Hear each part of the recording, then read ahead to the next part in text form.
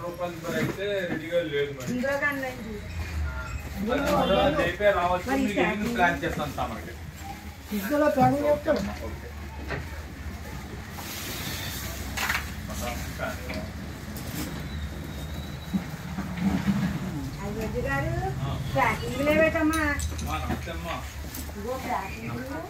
ఈ రోజేనమ్మా వినాయకుడి బొమ్మలు 200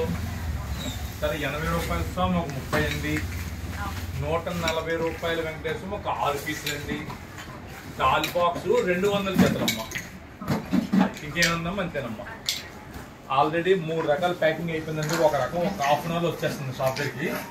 అవి కూడా ప్యాక్ చేసి మొత్తం బిల్